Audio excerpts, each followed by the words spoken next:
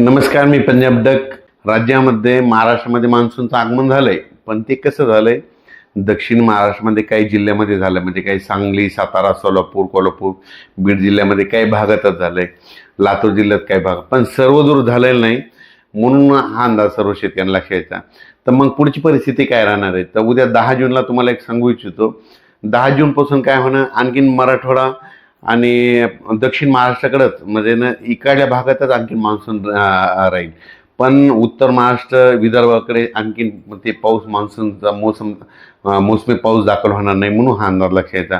त्याच्यानंतर तुम्हाला एक सांगू इच्छितो, 10, 11, 12 आणखीन काय होईल, म्हणजे मराठवाडा आणि दक्षिण महाराष्ट्रामध्ये सातारा, सांगली, सोलापूर, कोल्हापूर, पुणे आणि इकडे मराठवाड्याचे लातूर जिल्हा, बीड जिल्हा, परभणी जिल्हा, नांदेड जिल्हा, धाराशिव, लातूर, हिंगोली ह्यापर्यंतच काय होईल, म्हणजे आणखीन 10, 11, 12, 13 पाऊस राहील, म्हणून हा अंदाज लागायचा. पण हे सगळीकडे मान्सूनचा मोसमी पाऊस पडणार नाही, काही भागातच पडला, जिथं पडला तिथं जास्त पडायला, सर्वदूर काही पडणं, म्हणून हा अंदाज लक्षात.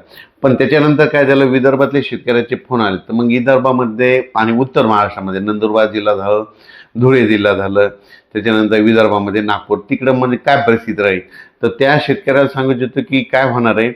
म्हणजे 13 तारखेपासून, म्हणजे 13 तारखेपासून 13, 14 ते मग 16, 17, 18 मग काय होईल, उत्तर महाराष्ट्र आणि विदर्भाकडे मोसमी पाऊस दाखल व्हायला सुरुवात होईल. पण हे पाऊस सगळीकडे दाखल होणार नाही, कारण की काही काही भागामध्येच दाखल होईल, म्हणजे याच्यामध्ये जास्त असा जोर नाही.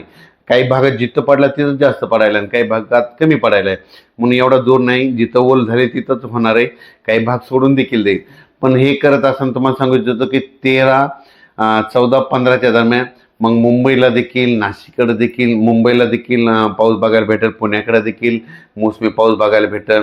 नंदुरबार, धुळे जिल्हा, जळगाव जिल्हा, संभाजीनगर जिल्हा, कन्नड ते भाग, त्याच्यानंतर सोयगाव तालुका, त्याच्यानंतर बुलढाणा जिल्हा, अकोला जिल्हा, अमरावती जिल्हा, वर्धा, भंडारा, गोंदिया, चंद्रपूर, यवतमाळ ह्या पट्ट्यामध्ये काय होईल, मग 13च्या नंतर तिकडल्या पट्ट्यामध्ये मोसमी पाऊस बघायला भेटत.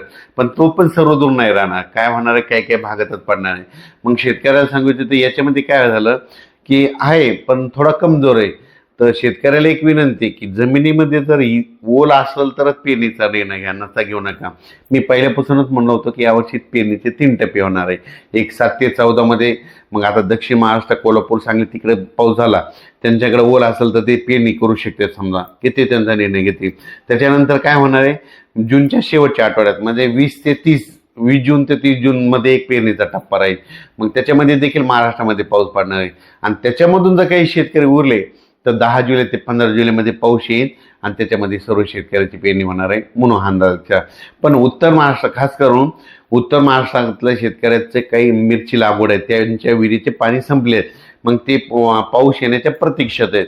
तर त्यांच्या उत्तर महाराष्ट्र, कन्नड तालुका, सिल्लोड, भोकरदन, त्याच्यानंतर जळगाव जिल्हा, नंदुरबार जिल्हा, धुळे जिल्हा, त्या शेतकऱ्याला सांगू इच्छितो की पारोळा तालुका, की तुमच्याकडे मात्र 13 तारखेपासून 13 जूनपासून ते 17, 18 दररोज वेगवेगळ्या भागामध्ये विखुरलेल्या स्वरूपाचा हे मोसमी पाऊस दाखल होईल.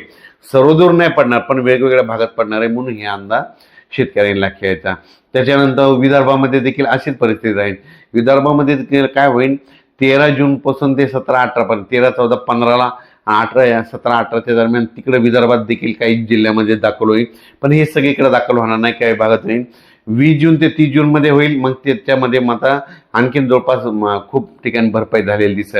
म्हणून शेतकऱ्याला सांगू इच्छितो, पेरणी करत असताना निर्णय स्वतः घ्यावा, कारण की काय होतं, जमिनीमध्ये ओल नसाल, 4 बोटावर पेरणी केली तर ती फेल जाते. म्हणून चांगली ईदभर ओल गेल्याच्यानंतर शेतकऱ्यांनी पेरणीचा निर्णय घ्या.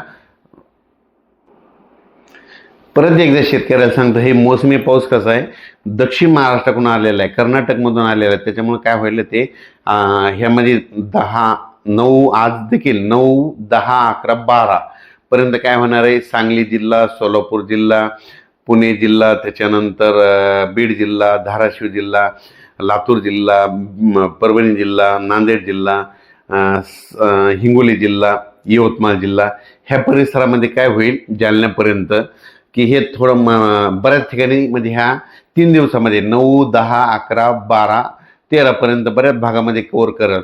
पण काही काही भाग सोडून देखील देईल, काही काही ठिकाणी मला खूप देखील पडेल, म्हणून ही देखील सर्व शेतकऱ्यांना घ्यायचं. त्याच्यानंतर मात्र 14 पासून देखील मग मुंबई, नाशिक, नंदुरबार जिल्हा, धुळे जिल्हा, जळगाव जिल्हा, बुलढाणा जिल्हा, अकोला जिल्हा, अमरावती, वर्धा, नागपूर, भंडारा, गोंदिया ह्या पट्ट्यात मग काय होईल, म्हणजे विदर्भ, उत्तर महाराष्ट्र, मुंबई, नाशिक, सिन्नर ह्या पट्ट्यामध्ये काय होईल, मग 14च्या नंतर बऱ्याच ठिकाणी मान्सून दाखल झालेली दिसत. पण याची व्याप्ती खूप नाही, काही भागातच पडेल, काही भाग देखील कमी राहील. मग याच्यामधून जिथं नाही जर झाला तर तिथं 20 जून ते 30 जूनमध्ये परत एकदा पाऊस येणार आहे, मग तिथं त्या ठिकाणी पाऊस येईल.